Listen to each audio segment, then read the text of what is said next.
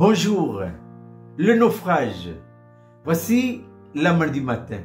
Et notre belle petite manne nous vient de l'apôtre Paul, qui dit ceci à son enfant Timothée. 1 Timothée 1, 19. Combat le beau combat, en gardant la foi et une bonne conscience. Cette conscience, quelques-uns l'ont perdue et ils ont fait naufrage par rapport à la foi. Foi et conscience vont toujours de pair. Maintenant, où se trouve notre foi et notre conscience? La foi et la conscience se trouvent ça dans notre esprit. Dans notre esprit, Dieu a mis 3 éléments dedans. Il a mis la conscience, la communion et l'intuition. Chacun doit jouer son rôle. Parce que si un élément de notre esprit ne joue pas son rôle, le naufrage, il n'est pas loin. Qu'est-ce qu'un naufrage?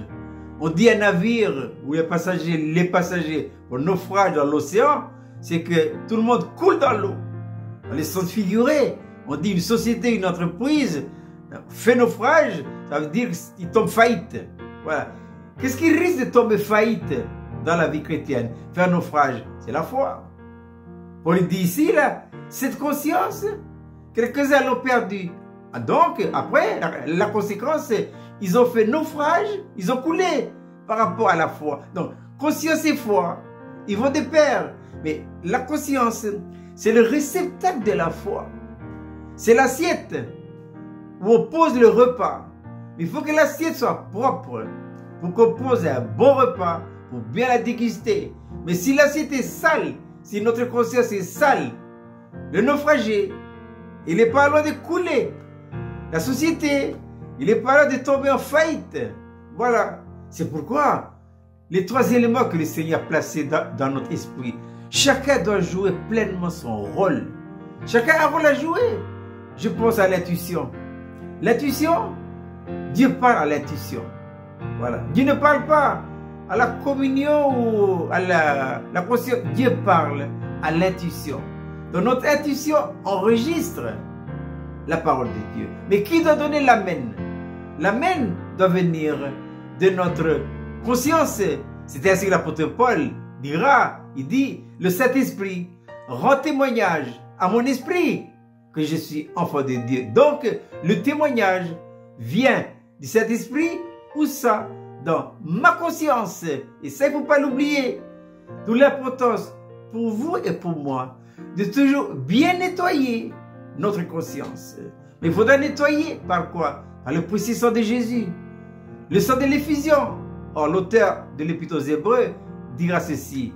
Et le sang de Christ, qui par un esprit éternel, purifiera-t-il votre conscience des œuvres mortes, afin que vous serviez le Dieu vivant? Faisons attention à ces 2 types de péchés. Il y a le péché conscient et le péché inconscient. Tous les 2 sont graves. Mais je dois dire ceci. En ce qui concerne le péché conscient, ben je suis conscient. Mais le péché inconscient, je ne suis pas toujours conscient de ça.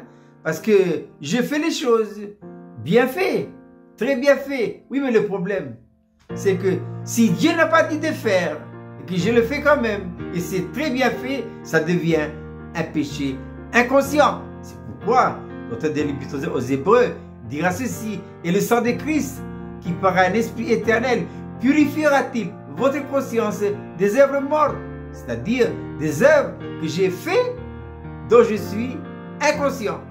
Je répète cette belle petite manne pour ce matin. 1 Timothée 1, 19. Paul dit ceci. Combat le bon combat en gardant la foi et une bonne conscience. Cette conscience, quelques-uns l'ont perdue.